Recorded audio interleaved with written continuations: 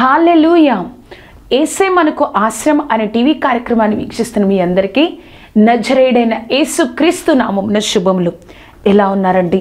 దేవుడు తన రెక్కల చాటును మనల్ని భద్రపరిచి మరొక వారాన్ని మనకు అనుగ్రహించిన దేవాది దేవునికి సమస్తమైన మహిమ ఘనత ప్రభావాలు కలుగును గాక.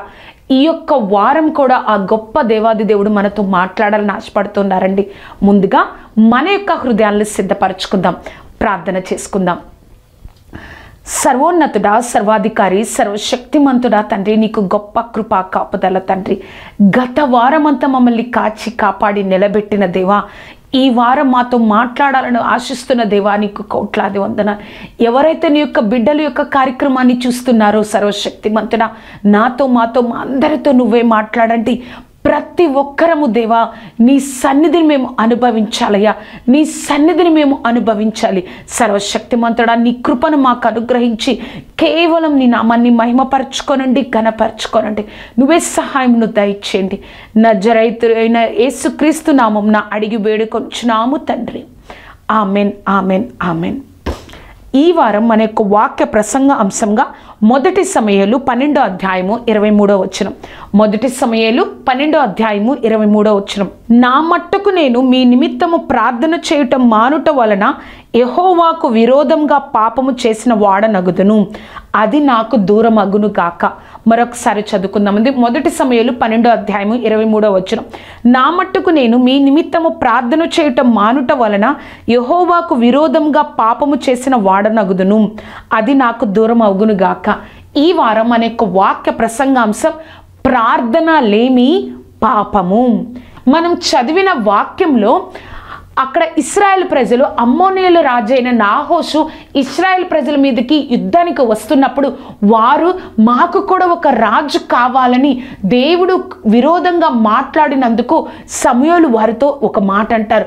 మీరు దేవుడికి విరోధంగా కీడు చేసి ఉన్నారు కాబట్టి నేను మిమ్మును బట్టి మీ మీదకి ఉరుములను వర్షాన్ని కురిపించమని దేన్ని వేడుకుంటానని చెప్పినప్పుడు ఆ యొక్క ప్రార్థన చేసిన వెంటనే ఉరుములు వర్షంతో కూడిన ఆ యొక్క భయంకరమైన వర్షము వారి మీదకు వచ్చినప్పుడు వారు ఎంతో భయపడిపోతారు.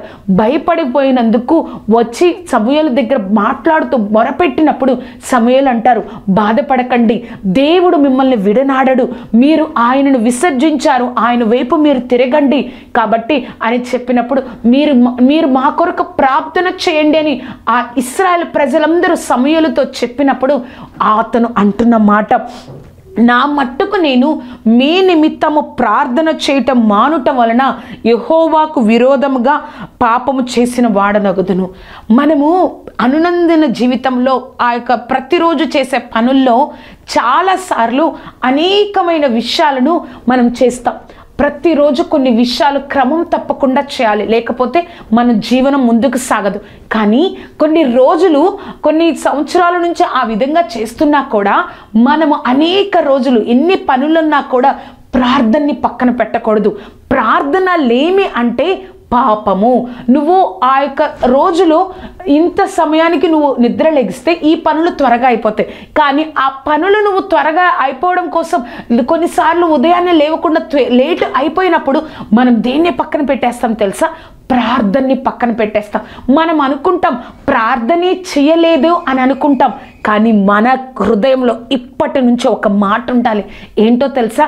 నేను దేవుడికి విరోధంగా పాపము చేశాను అన్న భయము మన జీవితంలో ఉండాలి. మనము ప్రార్థనే కదా చేయలేదు, తర్వాత చేసుకోవచ్చులే, రేపు చేయొచ్చులే ప్రార్థన అని అనుకుంటాం, కానీ మనము ఆ ప్రార్థన లేమి, ఆ ప్రార్థన చేయకపోవడం అనేది పాపము. అది ఒక్కరోజు కాదండి, కొన్ని నెలలు, సంవత్సరాల నుంచి మనం ప్రార్థనా జీవితాన్ని నిర్లక్ష్యం చేస్తున్నాం. అందుకే దేవాది దేవుడు మనతో ఈరోజు మాట్లాడుతున్నారు. ప్రార్థన లేమి అనేది ఒక పాపము. మొదటి సమయంలో 12:23 చెప్పినట్లుగా ప్రార్థన చేయకపోవడమే పాపము. అసలు ప్రార్థన చేయకపోవడం పాపం ఎందుకు అవుతుంది? అసలు మన గురించి ఎవరన్నా ప్రార్థన చేశారా? మనము ప్రార్థన జీవితాన్ని, మన జీవితంలో ప్రార్థన జీవితం ఎలా ఉండాలి? మనము 3 విషయాల్లో ఈరోజు నేర్చుకుందాం. మన యొక్క వాక్య ప్రసంగ అంశము ప్రార్థన చేయకపోవడమే పాపము. మొట్టమొదటిగా ప్రార్థన చేయకపోవడం ఎందుకు పాపం అవుతుంది కదా? ప్రార్థన చేయకపోవడం ఎందుకు పాపం అవుతుంది? మనకి 2 పాపాలు ఉంటాయండి. చెయ్యవలసింది చేయకపోవడం పాపం, చెయ్యకూడనిది చేయడం పాపం. మరొకసారి చెప్తానండి, మనకి రెండు పాపాలు, మనం 2 పాపాలు 2 రకాలుగా ఉంటాయి. చెయ్యకూడనిది చెయ్యడం పాపం, తెలిసి కూడా చెయ్యవలసింది చేయకపోవడం పాపం. అందుకే యాకోబు రాసిన పత్రిక 4:17 మేలైనది చెయ్యనెరిగియు అలాగు చెయ్యని వానికి పాపము కలుగును కదా. మేలైనది చెయ్యగోరియు అలాగు చెయ్యని వారికి పాపము జరుగును. అందుకే 1 తెస్సలోనిక 5:17 ఎడతెగక ప్రార్థన చెయ్యుడి అని దేవుడు చెప్పారు. ఆ ఎడతెగక ప్రార్థన చెయ్యుడి, మీరు ప్రార్థనకు నీ జీవితంలో ప్రాముఖ్యతనివ్వుడి అని దేవుడు చెప్పినప్పుడు, చెయ్యగోరినియు చెయ్యటకుయు మేలైనదియు చెయ్యనెరిగి ఆ విధంగా చెయ్యకపోవడమే పాపం కదా. ఇప్పుడు అర్థమైందా ప్రార్థన చేయకపోవడం ఎందుకు పాపమో? చెయ్యవలసింది చెయ్యకపోవడమే పాపం, చెయ్యకూడనిది చేయడం పాపం. అది కాదు, చెయ్యగోరనిది తెలిసి కూడా నువ్వు చెయ్యకపోవడమే ఒక పాపం. ఈ యొక్క ఫస్ట్ పాయింట్లో కూడా ABCD మనం నేర్చుకుందామండి. ఏ చూసినట్లయితే ప్రార్థన చెయ్యకపోవడం దేవునిని అవమానించడం. అవునా? ప్రార్థన చేయకపోవడం అనేది మనము దేవుణ్ణి అవమానించడం అవుతుంది. రోమీయులకు రాసిన పత్రిక 14:23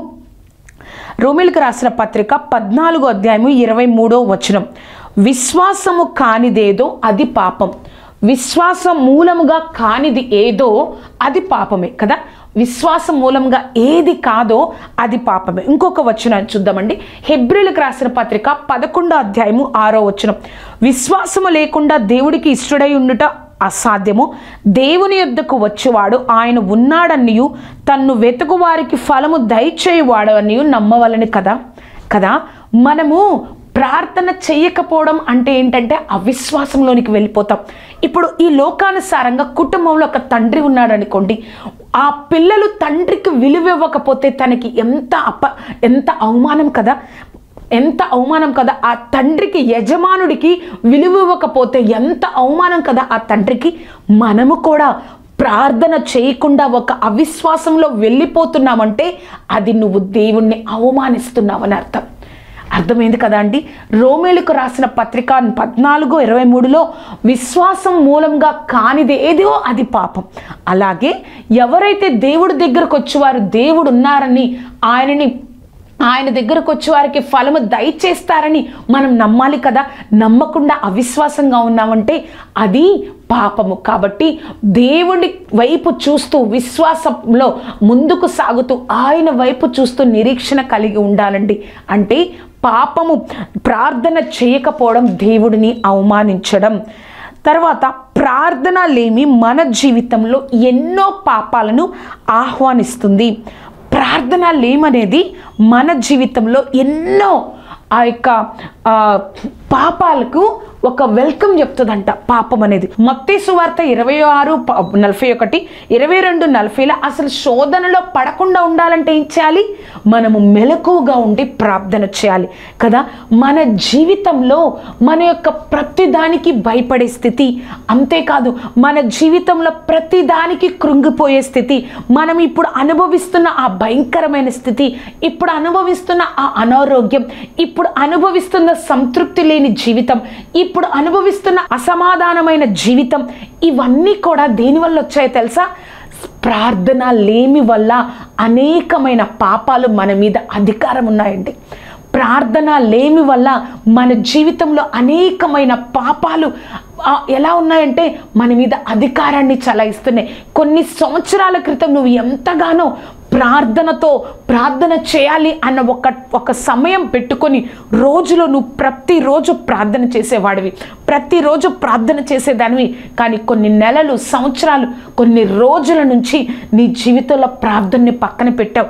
అంటే నీ మీద పాపానికి అధికారాన్ని నువ్వే ఇచ్చావు. నీ మీద ఆ యొక్క సాతాను పెట్టే ఆ శోధనలకు, ఆ పాపానికి అధికారాన్ని ఎవరు ఆహ్వానించారో తెలుసా? నీ ప్రార్థన లేని జీవితమే ఆ నీ మీద పాపం చేయడానికి ఆహ్వానించింది కదా. ప్రార్థన లేమి మన జీవితంలో ఎన్నో పాపములను ఆహ్వానిస్తుంది. ఫస్ట్ పాయింట్లో సి చూస్తుంటే పాపము ఎవరికి విరోధంగా చేసావు కదా. పాపం అనేది మనము ప్రార్థన చేయకపోవడం పాపము అని అనుకుంటున్నాం. అసలు ఆ పాపం అనేది నువ్వు నేను ఎవరికి విరోధంగా చేసాం?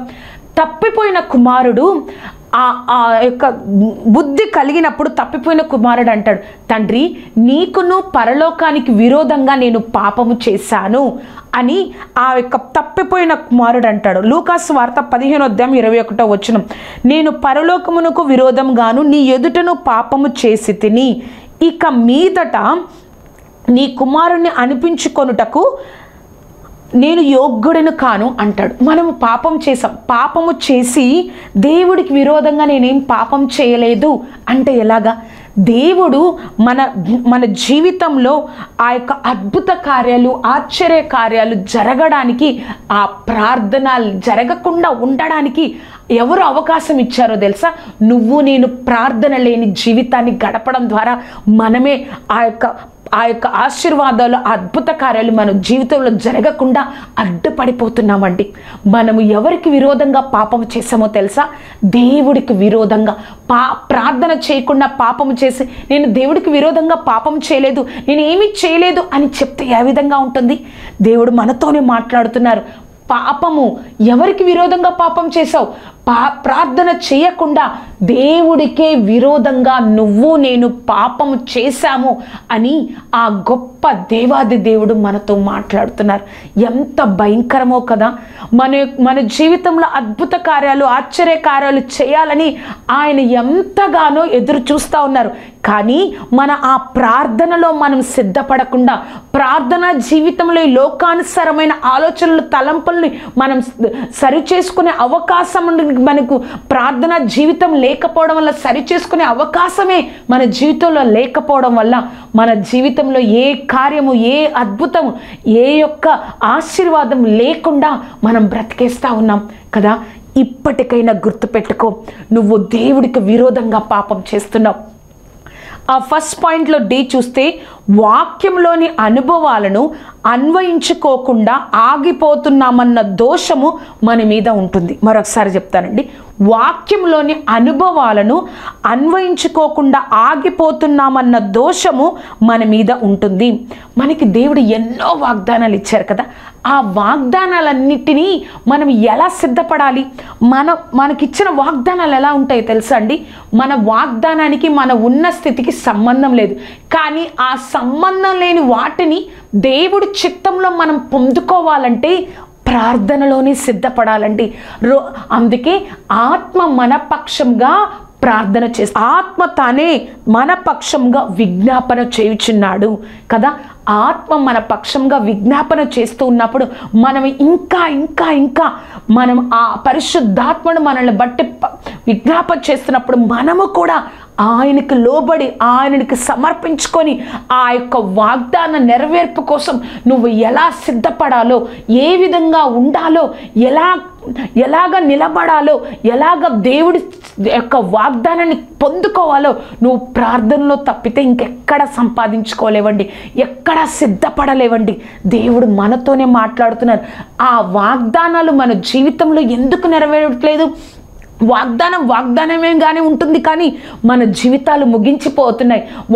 వాగ్దానంగానే ఉంటుంది కానీ మన జీవితాలు ఏ ఆశీర్వాదంకరం లేకుండా మన జీవితాలు ఉంటున్నాయి. దేవుడు మనతోనే మాట్లాడుతున్నారు.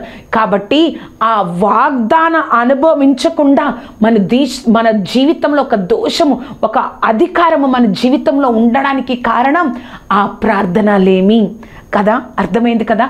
ఫస్ట్ పాయింట్ మనం చూసాము, ప్రార్థన చేయకపోవడం ఎందుకు పాపమో చూసాము. మొట్టమొదటిగా ప్రార్థన చేయకపోవడం దేవుణ్ణి అవమానించడమే చూసాము. రెండవ బి చూసినట్లయితే ప్రార్థనలేమి అనేకమైన పాపాలు మన మీద అధికారం ఆహ్వానిస్తుంది. ఎవరికి విరోధంగా పాపం చేశాము? డి చూసాం, వాక్యంలోని అనుభవాలను అనుభవించుకోకుండా ఆగిపోతున్నామన్న దోషము మన మీద ఉంటుంది. ఆ యొక్క వాక్య ప్రసంగాంశంలో సెకండ్ పాయింట్ చూసినట్లయితే దేవుడు మనకు మాదిరిగా ప్రార్థించారు. మనము మత్తయి సువార్త, మార్కు సువార్త, లూకా సువార్త, యోహాను సువార్త మనం చూస్తే అనేక సార్లు దేవుడు ఎక్కడికి వెళ్ళినా అనేక మంది ప్రజలు స్వస్థత కోసం వచ్చేవారు. యూదులు, ఆ యొక్క పరిసయ్యులు, శాస్త్రులు, సద్దుకయ్యులు ఆయనను వెంబడించేవారు. ప్రశ్నించడం కోసం, తప్పు వెతకడం కోసం దేవుడితో పాటు శిష్యులు ఉండేవారు. కానీ మనం ఆ యొక్క అధ్యాయాలను, ఆ యొక్క సువార్తలను మనం చదివినప్పుడు అనేక సార్లు దేవుడు వారి నుండి దూరంగా వెళ్ళిపోయి కొండ మీదకి వెళ్ళి ప్రార్థిస్తూ ఉండెను, ప్రార్థించెను అని మనం చదువుతాం కదండి. ఒక దేవాది దేవుడే ఈ లోకంలో శరీరధారిగా వచ్చి ప్రార్థనకు అంత ప్రాముఖ్యత ఇచ్చి మనకు మాదిరిగా ఈ లోకంలో జీవిస్తే నీకు నాకు ఎంతగా ప్రార్థన అవసరం ఉందండి. ఎంతగా ప్రార్థన మీద మనం ఆధారపడాలని ఒక మాదిరికరమైన జీవితాన్ని దేవుడు 33.5 సంవత్సరాలు చేసి ఆ సువార్తల్లో రాసి చెప్పినప్పుడు కూడా మనం ఎంతగా ఆ యొక్క ప్రార్థన మీద మనం ఆధారపడాలి. దేవుడు మనతోనే ఈరోజు మాట్లాడుతున్నారు కదా. మనం ఎంతగా ఈ యొక్క లోకంలో ప్రార్థన మీద ఆధారపడాలి. అందుకే దేవుడే మనకు మాదిరిగా అనేక సార్లు ప్రార్థన చేశారు. కాబట్టి ఇప్పటి నుంచైనా నువ్వు ఏ యొక్క స్థితిలో ఉండి యొక్క కార్యక్రమాన్ని చూస్తున్నావో, ప్రార్థన చేయకపోవడం వల్ల అనేకమైన వాటిని కోల్పోవడం వల్ల, ప్రార్థన చేయకపోవడం వల్ల అనేకమైన పాపాలు నీ మీద అధికారం ఉండడం వల్ల, ప్రార్థన చేయకపోవడం వల్ల వాగ్దానాన్ని పొందుకోలేని స్థితి, ప్రార్థన చేయకపోవడం వల్ల అవిశ్వాసంలోనికి వచ్చిన స్థితి, ఏ స్థితిలో ఉండి ఈ కార్యక్రమాన్ని నువ్వు చూస్తూ ఉన్నావో ఈ రోజు నుంచి ప్రార్థనా జీవితాన్ని మరలా మొదలుపెట్టు. ప్రభువా నన్ను క్షమించయ్యా, నీ శక్తిని పొందుకునే ఆ యొక్క ప్రార్థన ఆ యొక్క స్థలాన్ని, ఆ ప్రార్థనను నేను నిర్లక్ష్య పెట్టానయ్యా.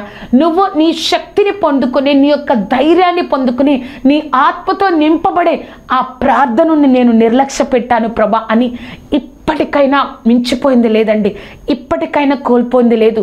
దేవుడు మన కోసం ఎదురు చూస్తూ ఉన్నారు. ఆ ఫస్ట్ పాయింట్లో చూసినట్లయితే దేవుడే నీ కొరకు ప్రార్థన చేశారు కదా అండి. దేవుడే మన కొరకు ప్రార్థన చేశారు. యోహాను సువార్త 17వ అధ్యాయము 6వ వచనం. యోహాను సువార్త 17వ అధ్యాయము 6వ వచనం. లోకము నుండి నీవు నాకు అనుగ్రహించిన మనుషులకు నీ నామమును ప్రత్యక్షపరచితివి. వారు నీ వారై ఉండిరి, నీవు వారిని నాకు అనుగ్రహించితివి. వారు నీ వాక్యమును గైకొని ఉన్నారు. 9వ వచనం అండి. నేను వారి కొరకు ప్రార్థన చేయుచున్నాను, లోకము కొరకు ప్రార్థన చేయటలేదు. నీవు నాకు అనుగ్రహించి ఉన్న వారు నీ వారైనందున వారి కొరకే ప్రార్థన చేయుచున్నాను.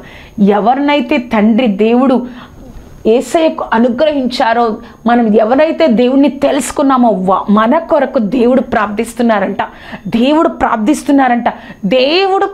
ప్రార్థిస్తుంటేనే మనం అనేక సార్లు ఈ పాపలోకంలో పడిపోతున్నాం. అనేక సార్లు దోషము మన మీద అధికారం ఉంటుంది అంటే అనేక సార్లు దేవుడు గద్దిస్తున్నా, దేవుడు చెప్తున్నా కూడా మనం ఆయన వైపు తిరగకపోవడం వల్లే కదా, ఆయన సన్నిధికి విలువ ఇవ్వకపోవడం వల్లే కదా ఆ స్థితి ఎందుకు వచ్చిందో తెలుసా? మనము ప్రార్థన చేయకపోవడం వల్ల కదా. దేవుడు మన గురించి ప్రార్థన చేస్తున్నారు కాబట్టి మనము కూడా ఆయన సన్నిధిలో గోజాడి ప్రార్థన, ఆయన పాదాల దగ్గర దొరకనిది ఏదీ లేదండి. ఆయన పాదాల దగ్గర ప్రార్థనను మొరపెడితే ప్రతిదీ దేవుడు మనకు అనుగ్రహిస్తారు. ఆ సెకండ్ పాయింట్లో బి చూస్తే, దుష్టుల నుండి కాపాడమని దేవుడు మన కొరకు ప్రార్థించారు. యోహాను సువార్త 17వ అధ్యాయము 14-15 వచనాలు. నేను లోక సంబంధిని కానట్టు వారును లోక సంబంధులు కారు, సత్యమందు వారిని ప్రతిష్ఠ చేయము, నీ వాక్యమే సత్యము.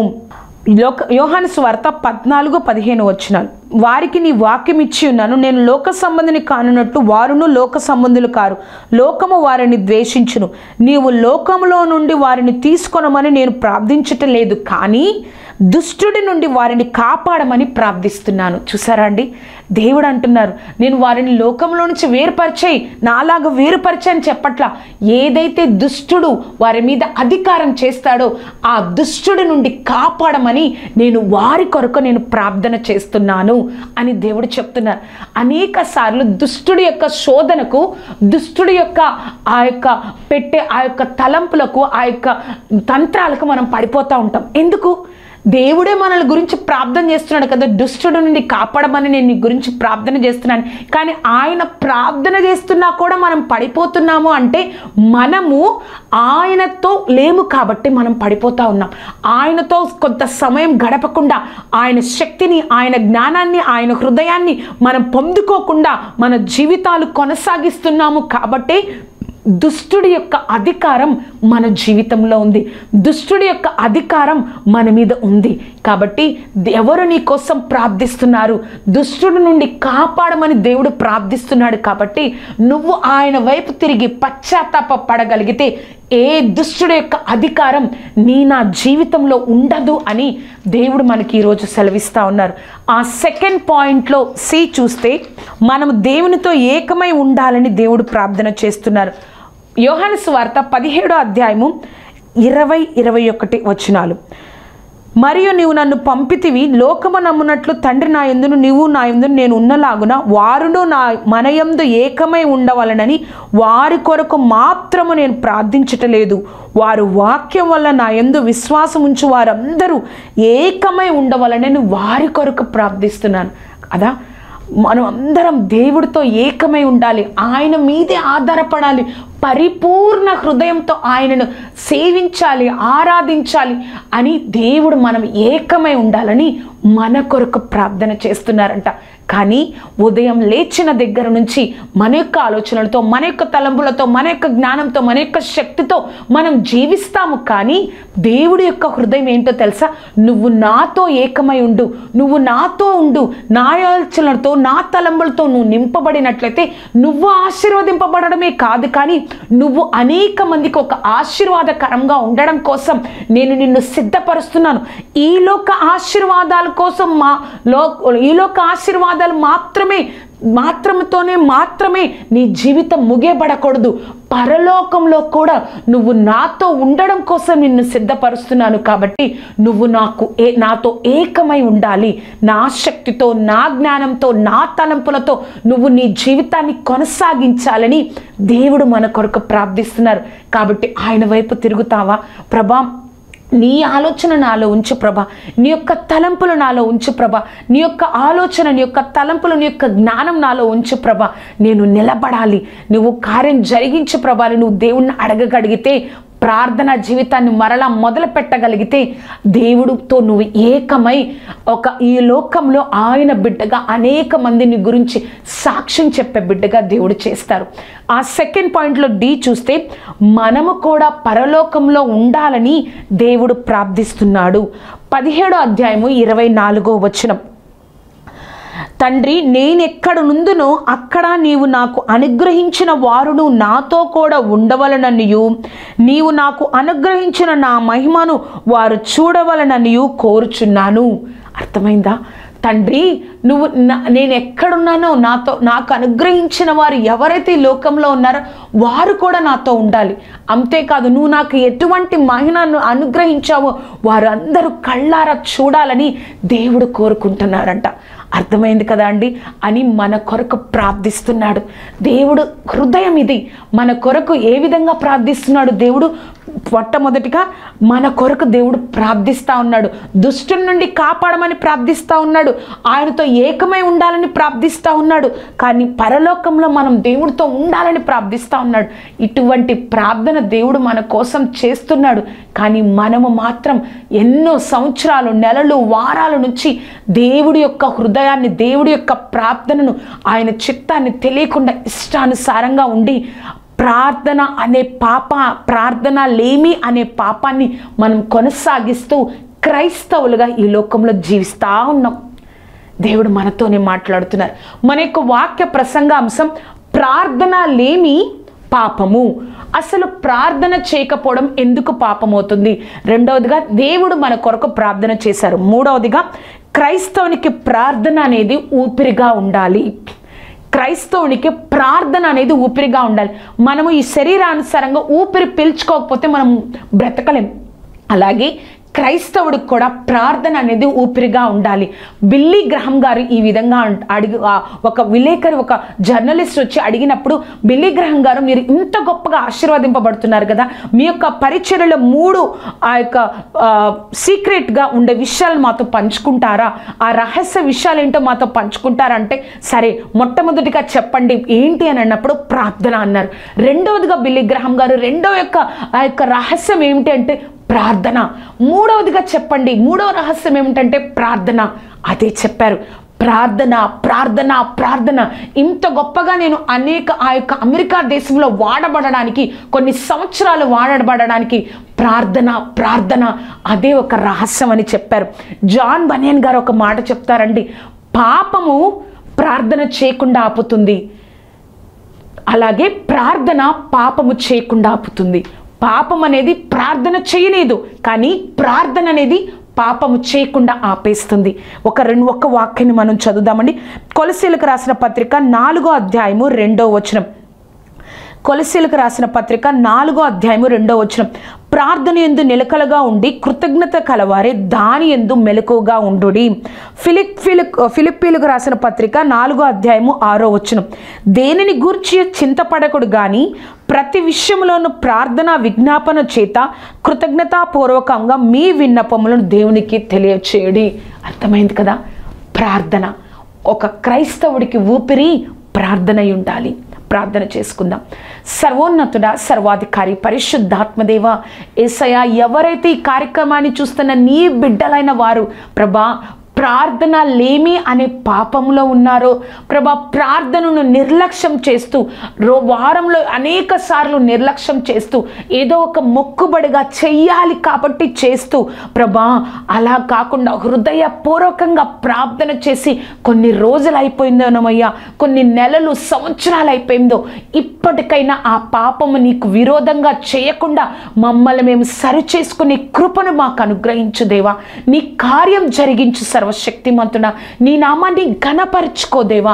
ఆశ్చర్యకరుడా, అద్భుతకరుడా, ఎవరైతే ఈ కార్యక్రమాన్ని చూసి పశ్చాత్తాపడుతున్నారో ప్రభా, నీకే విరోధంగా నేను పాపం చేశానయ్యా, నిన్ను అవమానపరిచానయ్యా, అనేకమైన పాపాలు నా మీద అధికారం ఉండడానికి ఆ ప్రార్థన లేమే ప్రభా తండ్రి అని ఎవరైతే పశ్చాత్తాపడుతున్నారో వారిని ఒక్కసారి జ్ఞాపకం చేసుకోనండి. సర్వశక్తిమంతుడా, ప్రార్థన జీవితాన్ని మరలా మొదలుపెట్టి ప్రతి ఒక్క శోధనని జయించడానికి, ప్రతి ఒక్క అనారోగ్యాన్ని జయించడానికి, ప్రతి ఒక్క శోధనని జయించడానికి వారి శక్తితో, ఆత్మతో నింపబడడానికి సహాయంను దయచేయండి. నీ గొప్ప కార్యం జరిగించండి. మాతో మాట్లాడి నీ నామాన్ని మహిమపరుచుకున్న దేవా నీకు వందనాలు. నీ నామాన్ని మహిమపరుచుకున్న దేవా నీకు వందనాలు. వాక్యాన్ని విని వదిలేయడం మాత్రమే కాదు, విని మర్చిపోవడం కాదు, కానీ ఆ వాక్యానుసారంగా జీవించి ప్రార్థనా జీవితాన్ని మా జీవితాంతం కొనసాగించే గొప్ప భాగ్యాన్ని మాకు అనుగ్రహించు దేవా. నువ్వే సహాయమును దయచేయండి. నజరేయుడైన యేసుక్రీస్తు నామమున అడిగి వేడుకొంచున్నాము తండ్రి. Amen, amen, amen. చూశారు కదండి, ప్రార్థన లేని పాపము. అటువంటి పాపము మనం ఈ లోకంలో ఉన్నప్పుడు ఏ రోజు కూడా చేయకూడదు.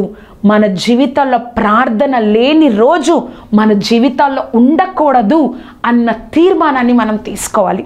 ఈ యొక్క కార్యక్రమం మీకు ఆశీర్వాదకరంగా ఉన్నట్లయితే మీ యొక్క స్నేహితులకు, బంధువులకు ఈ యొక్క కార్యక్రమాన్ని పరిచయం చేయండి. అంతేకాకుండా ఈ యొక్క కార్యక్రమం గురించి, నా గురించి ప్రార్థన చేయండి.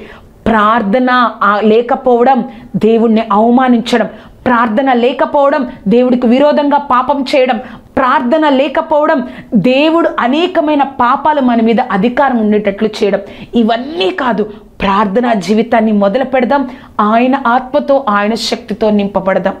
దేవుడు మిమ్మల్ని దీవించును గాక. Amen, amen, amen.